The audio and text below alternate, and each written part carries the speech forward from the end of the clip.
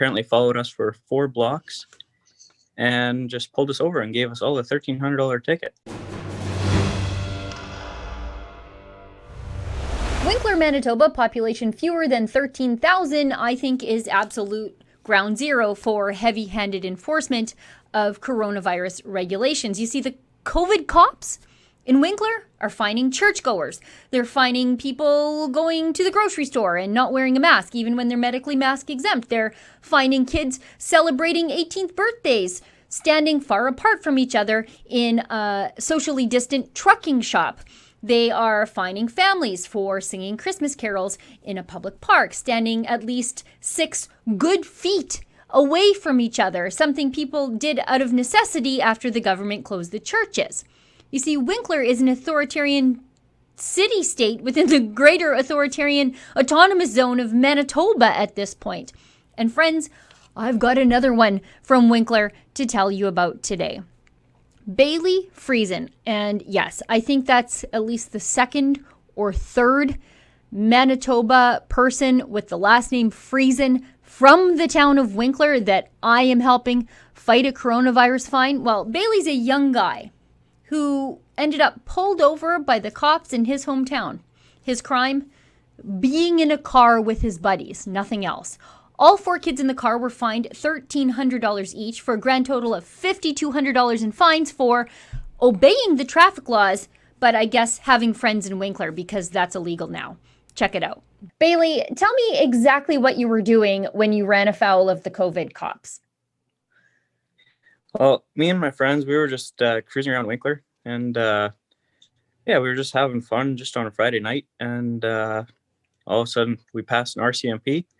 And he was still stopping someone. So he was still walking outside the car, talking to these people. And then all of a sudden, he apparently followed us for 4 blocks and just pulled us over and gave us all a $1,300 ticket. Just all at one shot. So it's a normal night in Winkler. Yes. Winkler, Manitoba seems to be the hotspot for tyranny in all of Manitoba. I think almost the whole town has been ticketed by the RCMP. There must not be a lot of actual crime to deal with there. That's my inference here. But you guys are not speeding. You're not, I don't know, what do people do in small towns? Throw beer cans out the window. You're not smoking drugs. You're not doing anything like that. Nope.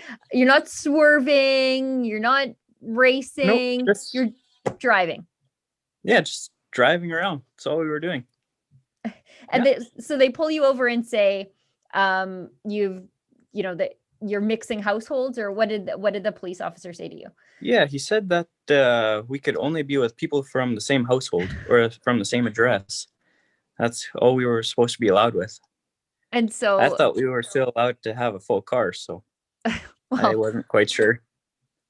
I don't even think it matters. I don't think, like to pull over a car full of young people who are actually not doing anything really wrong, something that was completely legal 10 months ago, and give them, I guess it would be $5,200 worth of tickets is what you guys received for just going out for a little drive. I don't want any of your friends or you to pay this ticket. I want you to plead not guilty. No. I want you to fight it. We're going to put you in touch with a top criminal lawyer. We're going to crowdfund your lawyer at no cost to you, because I think it's so important that we fight these fines, because these police officers who should be doing actual real policing and the politicians who have given them these crazy laws to enforce, I think everybody needs to be put back in their place. And that's why we're helping you fight this fine. Yeah, I appreciate that a lot. But they just go around and ticket everyone that they can. There's just been so many around here already. I've been helping so many people from Winkler. I feel like I know the whole town. We're helping people who have been ticketed for singing in parks, and people who are ticketed for going to church. I mean, Winkler is suddenly the town from Footloose where there's no fun or interaction to be had in the days of the COVID. So we're going to make sure that we fight this with everything we have. And again, we're going to do that at no cost to you. Perfect. Thank you. I really appreciate that. Because, I don't know. I do have the money to pay for it. I just don't want to. It's just, there's so much better stuff you can spend your money on. And I don't think that these are tickets that will stand up in a court of law. And I'm open to the police finding that out the hard way. Thanks, Bailey. I'll let you get back to the rest of your day.